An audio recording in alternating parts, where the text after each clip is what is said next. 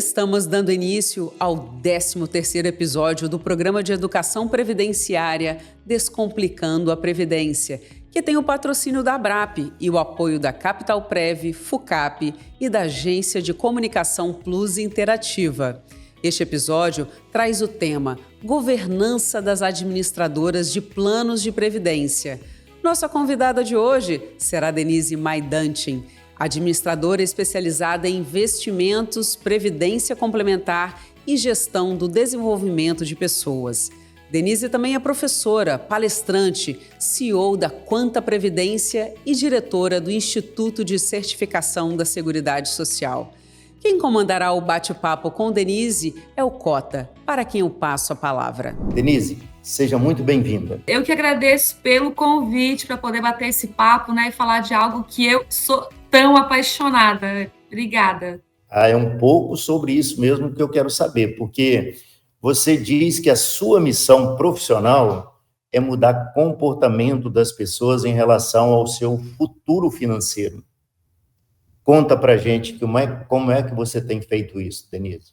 Então, Luiz, eu comecei a minha carreira no mercado financeiro, Tem uns 20 e poucos anos, e ali atrás eu percebia que rentabilizar os recursos financeiros era algo muito frio, eu tinha uma vontade realmente de tornar a vida das pessoas melhor, E com o passar dos anos eu me deparei ali com projetos de previdência, e eu percebi que a previdência, a acumulação de recursos, o agir de forma previdente para o futuro, exigia muito mais do que a simples rentabilidade de um recurso que seria poupado, Que a gente precisaria realmente educar as pessoas para mudar efetivamente o comportamento delas, para que elas possam realmente ter esse futuro mais planejado. Então, como é que eu venho fazendo isso, Eu liguei as minhas áreas de conhecimento, um conhecimento mais técnico, que era um conhecimento da área de investimento, com algo que eu sempre gostei, que é a educação. Então, aqui na Quanta e em outros projetos que eu já participei, eu sempre gostei muito dessa base educacional, para que realmente as pessoas possam ter conhecimentos daquilo que possa fazer diferença mesmo na vida delas e mudar um comportamento e não apenas dar informações ou dar uma rentabilidade, Isso não vai mudar a vida das pessoas, Então, através da educação, de uma comunicação mais motivacional, a gente tem feito esse trabalho para levar esse nível de consciência, elevar o nível de consciência das pessoas com relação ao futuro. Então, basicamente, eu tenho feito isso falando muito, e educando muito as pessoas sobre o seu amanhã. Muito bom. Você também afirma, e a gente percebe isso o tempo todo ao te ouvir, ao conversar com você, que você é uma entusiasta e porta-voz da Previdência Complementar, do comportamento das pessoas, da proteção, das proteções, melhor dizendo, que aí são as proteções familiares, da longevidade, e da economia prateada. De novo, eu vou pedir para você falar um pouco sobre isso. É um mundo de coisa aí, Cota? Mas tudo isso, eu acho que a base, tudo inicia numa crença que eu tenho, Que é uma crença muito básica e natural. Eu acredito que todo ser humano tem o direito de viver e envelhecer bem, Isso seria a coisa mais natural de todas as pessoas, mas infelizmente não é uma realidade, para a maioria absoluta das pessoas. Então, quando a gente fala de previdência, a gente fala dessa perspectiva de lá no futuro conquistar, com a previdência, recursos financeiros, mas não é só isso que vai fazer um ser humano viver uma vida plena, Eu falo muito sobre a longevidade ativa. A longevidade ativa, ela precede, sim, em ter o capital financeiro sendo acumulado ao longo da vida para que no futuro essa pessoa tenha um recurso financeiro, mas não é só isso, É preciso que as pessoas cheguem com saúde, com capital social, com capital intelectual. Então não é mais, quando a gente fala em previdência e quando a gente fala em longevidade, não é mais aquilo que você vai fazer para o futuro, mas é aquilo que você faz hoje também para proteger os teus capitais. E quando eu falo da proteção familiar, um dos capitais muito importantes que as pessoas têm que preservar é o seu capital social, o seu capital familiar, Então, ao longo dessa jornada, onde eu vou conquistando, as coisas vão dando certo, então eu vou envelhecendo, porque envelhecer é sinal que deu tudo certo na vida, Então, enquanto eu vou caminhando nessa jornada, eu posso ser interrompida por uma situação que eu não esperava, ou porque de repente eu perdi o emprego, não tenho recurso, ou porque de repente eu tive uma invalidez, não tenho condição de trabalhar, ou porque eu tive talvez uma morte prematura, e aí a minha família também fica desamparada. Então, essa jornada para se conquistar a longevidade ativa, ela também exige uma atitude previdente. Então, por isso que, para mim, o espectro ele é muito amplo, né? Eu sou apaixonada pela Previdência, porque a Previdência me deu esse nível de consciência, onde eu olho para a longevidade e entendo que o que eu vou fazer hoje não é só a Previdência no que diz respeito a guardar dinheiro, mas era o ser previdente, aquele que consegue planejar muito bem a sua jornada, né, sua travessia, até conquistar essa longevidade ativa, né? Então, quando eu falo de previdência, eu falo dessa perspectiva. Quando eu falo de proteção familiar, eu falo de proteger as conquistas, e a família é uma grande conquista, é um dos grandes patrimônios que a gente tem. Então, proteger os sonhos dos nossos filhos através aí de recursos financeiros ou apólices de seguro, que são as proteções familiares que a gente fala, é uma forma da gente proteger um capital importante que a gente tem, né? Por exemplo, eu tenho um filho de 8 anos. Uma das coisas mais importantes para mim hoje é dar a garantia que eu estando aqui ou não, ele vai conseguir realizar os sonhos dele. E eu quero deixar para ele, pelo menos, a condição de ele estudar aí nas melhores escolas. Isso tudo precisa de dinheiro, de recurso financeiro. Então, essa proteção familiar tem a ver com tudo isso, em a gente proteger os nossos capitais importantes, né? A nossa saúde, a nossa renda, que é um capital importante, os sonhos dos nossos familiares, né? E tu falou de uma terceira coisa ali que está envolvida nesse espectro todo da longevidade, que é a economia prateada. Então, o que acontece? Na medida que as pessoas vão envelhecendo, a gente fala muito desse desafio financeiro, né? De poder garantir esse subsídio de mais anos de vida com qualidade, enfim. Mas tem uma outra perspectiva também, na medida que as pessoas envelhecem, surge aí no mercado um novo consumidor. Hoje, no Brasil, nós já temos 20% do consumo feito por pessoas com 50 a mais, né? Então, esse mercado é um mercado imenso e essas pessoas estão extremamente insatisfeitas com os produtos e serviços que eles consomem ou que eles adquirem. Por quê? Porque nunca nenhuma outra geração viveu, né, uma longevidade tão grande. Então, a gente não tem produtos e serviços criados especialmente para as necessidades de quem tem 50 a mais, 60. Quem tem 50 a mais não muda muito, né, Cota? Mas 70 a mais, 80 a mais, 90 a mais. Nós estamos falando já da quarta idade, né? Então, a economia prateada, ela instiga pessoas a empreenderem no desenvolvimento de soluções específicas voltadas para uma população que está envelhecendo e que tem necessidades diferentes a cada uma dessas faixas etárias. Então, acho que eu falei um pouquinho de tudo isso, né? É por isso, então, que eu não consigo fazer uma defesa individual, porque quando eu falo de previdência, eu falo de futuro. Para falar de futuro, tem que falar de presente. Quando eu falo de presente, eu penso na jornada daquilo que é importante, né? E quando eu falo de futuro também, eu falo de economia prateada, né? Então, por isso que hoje esse é o ecossistema, assim, que eu atuo bastante, que eu gosto de falar sobre todas essas perspectivas, né? Uma perspectiva individual, um desafio individual, mas também uma perspectiva coletiva e, inclusive, uma perspectiva de empreendedorismo, né?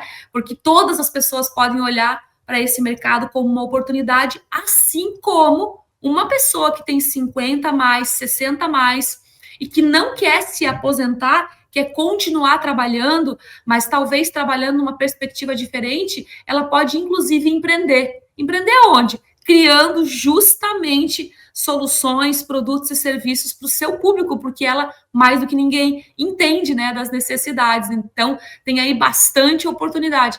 A longevidade, ela traz inúmeros desafios, mas ela traz inúmeras oportunidades também, né? E quando a gente junta isso tudo, a gente consegue mostrar para as pessoas que tem muita oportunidade também, né, nesse envelhecimento mais ativo, inclusive no empreendedorismo. Denise, diante dessa fala, eu queria saber a sua opinião. Como associar a Previdência a um projeto de vida atual ou futuro? A Previdência, ela tem que ser um produto dinâmico, né? Primeiro, ela tem que educar e ensinar. Segundo, ela tem que ser personalizado, né? Porque cada pessoa tem uma necessidade, tem um nível salarial, tem um tipo de família diferente, tem uma forma de trabalho diferente também, né? Então, hoje, quando a gente fala, por exemplo, na previdência complementar, para complementar os benefícios do INSS. Mas tem muitas pessoas que hoje trabalham no mercado informal, então, se eu digo que é para complementar uma coisa que ela nem está olhando, talvez aquilo para ela fique mais distante, né? Então, a previdência atual, ela precisa acompanhar essas mudanças todas que estão acontecendo, tanto no mercado de trabalho, né? O mercado de trabalho está mudando muito. Não sei se você sabe, Cota, mas a gente já tem mais pessoas, mais MEI do que CLT no Brasil. Então, está mudando completamente as nossas relações de trabalho, né? Muitas pessoas hoje no mercado informal não contribuem mais para a previdência pública, e aí surge uma oportunidade imensa, já que não tem na pública, essas pessoas elas precisam, de forma privada, a organizar suas finanças para que elas consigam viver o presente de forma adequada e viver também o futuro, preservando aquela qualidade de vida, né? E claro que essa jornada, por ser cada vez mais longa, esses produtos e serviços, esses produtos previdenciários, eles precisam ser flexíveis, mas eles precisam ser educativos. Então, tem que ser flexível, porque na medida do caminho, se ocorrer alguma eventualidade, as pessoas querem poder acessar essas reservas, mas tem que ser educativo, para que a pessoa não entenda que essa reserva pode ser acessada a qualquer momento, porque não é uma simples poupança ou um simples investimento. A previdência é o único investimento que vai dar para as pessoas a garantia de terem consumo vitalício. Então, eu preciso garantir que enquanto eu estou trabalhando, eu estou na ativa e eu tenho condição plena, né, de trabalhar, eu estou tendo formas de consumir, eu estou tendo renda para consumir. Mas a Previdência me garante também o consumo lá na frente, com 70, 80, 90, 100 anos.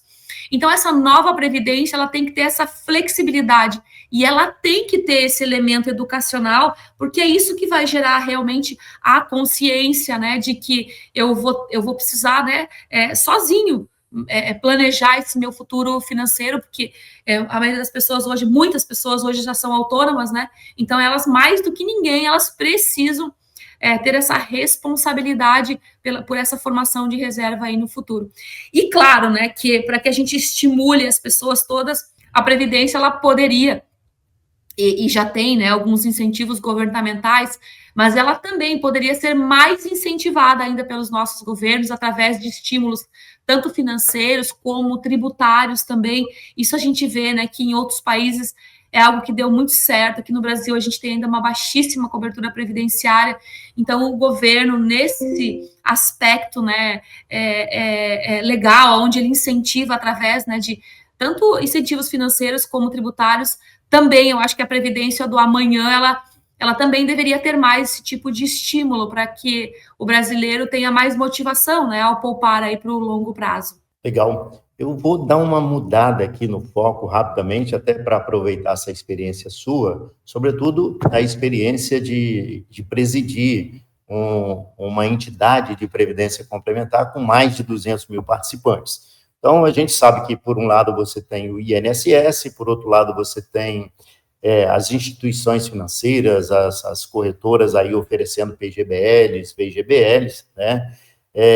E existe, então, do outro lado, as empresas, as denominadas aí fundações ou fundos de pensão, que eu prefiro chamar de operadoras de planos de previdência complementar. Então, eu queria que você falasse rapidamente, Denise, quais são os modelos de governança dessas fundações que operam planos de benefícios complementar ao INSS? Já trouxe uma contextualização, né? A gente tem, dentro da Previdência Complementar, nós temos os modelos fechados e os modelos abertos. Os modelos abertos têm crescido bastante nesse pós-pandemia, mas são produtos comerciais, PGBL, VGBL, são produtos em que tem taxas de administração mais elevadas e isso vai impactar a formação de saldo, a formação de reserva e de renda também. Mas são ótimos planos de previdência para quem quer começar e quem não tem acesso ainda a um modelo mais evoluído. Eu falo que a previdência fechada é um modelo mais evoluído do que a previdência aberta, porque ele está muito mais focado, né, na natureza e no objetivo final dele, que é a geração de renda no futuro. Mas voltando aqui à previdência aberta, então, esses produtos são disponíveis a qualquer tipo de pessoa que tenha conta numa instituição financeira. Os produtos são super flexíveis, níveis de contribuição bem baixo, mas são produtos que têm uma taxa de administração um pouquinho mais elevada, em torno de, hoje, 1,4, é a taxa média global, mas dependendo do valor que eu vou contribuir, eu posso pagar até 2%, 3% de taxa de administração. Então, nesses planos aí, o ponto mais relevante é olhar para as taxas, porque as taxas vão trazer para mim uma rentabilidade maior ou menor. Eu acho que o grande problema da Previdência Aberta hoje é que falta o caráter educacional. As pessoas olham para a Previdência Aberta hoje como um investimento. E olham, inclusive, olhando, esse investimento aqui não tem o come cotas, esse investimento tem a dedução tributária, então eu vou para esse produto olhando como um investimento que tem ali um incentivo tributário. Mas como eu não vou para esse produto olhando para o longo prazo, eu resgato ele no curto espaço de tempo. Eu acho que esse é o maior problema hoje da Previdência Aberta. Ela não educa para o longo prazo. Ela está vendendo apenas um investimento que tem incentivo, né, de curto prazo. E isso faz com que 60% dos planos PGBLs e VGBLs sejam resgatados em até 2 anos. Então, não está tendo ali uma consciência de longo prazo.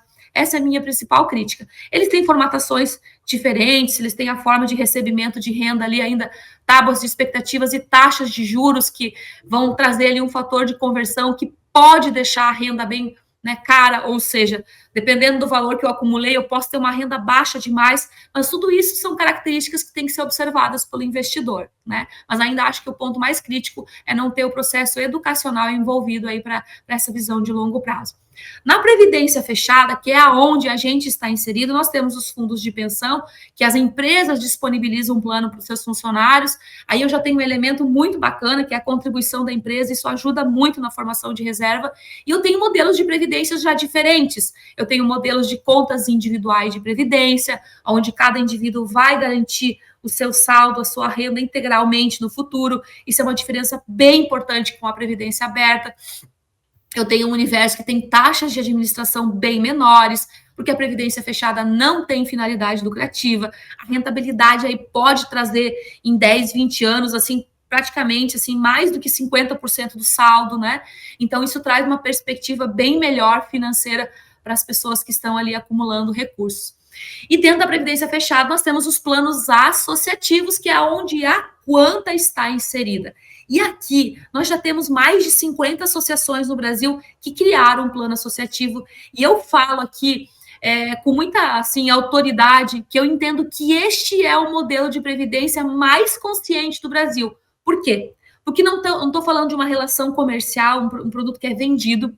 Eu não estou falando de uma empresa que está dando uma contribuição, logo a pessoa ingressa porque está ganhando a contribuição da patrocinadora. Eu estou falando de um modelo de previdência que só tem sucesso se tiver educação financeira, porque cada indivíduo aqui, ele vai aderir a um plano de previdência sem ter a contribuição de ninguém. A contribuição é somente dele. Então, a previdência associativa, ela nasceu originalmente para um grupo de cooperativas, sindicatos, profissionais de classe, né? Mas hoje qualquer associação que representa um grupo pode criar ou pode aderir a um plano já existente. Então, por exemplo, qualquer associação hoje pode ter um plano fechado aqui da Quanta, fazendo, por exemplo, um convênio com o Coprev, que é um plano criado justamente para isso. Então, hoje, qualquer associação no Brasil pode distribuir um modelo de previdência como essa, né? Então, a previdência associativa é a mais nova de todos esses modelos que eu falei, mas ela nasceu em 2001, né? Ela já tem aí mais de 20 anos, e ele é um modelo que precede aquilo que eu falei no início da primeira pergunta, ele precede de educação. Esse é o primeiro ponto. O segundo ponto é que é um modelo de previdência que não tem nada que segure a pessoa, né? Ela pode resgatar, ela pode portar, ela pode transferir a sua reserva para qualquer outro planejamento. Então, uma previdência como essa tem que ter uma rentabilidade diferenciada, tem que ter uma taxa de administração bem competitiva e tem que ter um relacionamento bastante grande com os seus participantes, tem que ter transparência, tem que ter tecnologia que aproxime essas pessoas, porque é isso que vai fazer essas pessoas se manterem no plano por 10, 20, 30, 40, 50 anos. É isso que a gente acredita aqui na autonomia, na transparência, na educação, na rentabilidade diferenciada e nas taxas de administração bastante competitivas. Isso faz tantas pessoas se estimularem a entrar, como também faz as pessoas trazerem reservas de planos de previdência que eles já têm lá nos grandes bancos, nas grandes instituições, para dentro do nosso modelo de previdência fechado também. Então, em resumo, esses são os principais tipos de previdência que a gente tem atualmente aí no Brasil: previdência aberta e previdência fechada. Legal, legal. Fez um resumo bacana aí, muito objetivo, muito esclarecedor, né?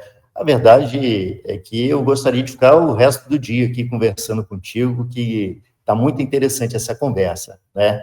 Mas a gente tem aqui os nossos tempos. Então, Denise, depois de você ter falado tanta coisa legal, tanta coisa importante, né? Eu queria que você fizesse um fechamento deste episódio, mandando um recado, sobretudo para os jovens, Denise. Acho que o futuro, né? Um futuro tranquilo sobre o aspecto financeiro, ele é resultado de 3 coisas: tempo, valor de contribuição e rentabilidade. É isso que vai fazer eu ter uma reserva adequada para viver tranquilamente a minha longevidade ativa. Eu nem falo a minha aposentadoria, porque eu, por exemplo, quero trabalhar para o resto da vida.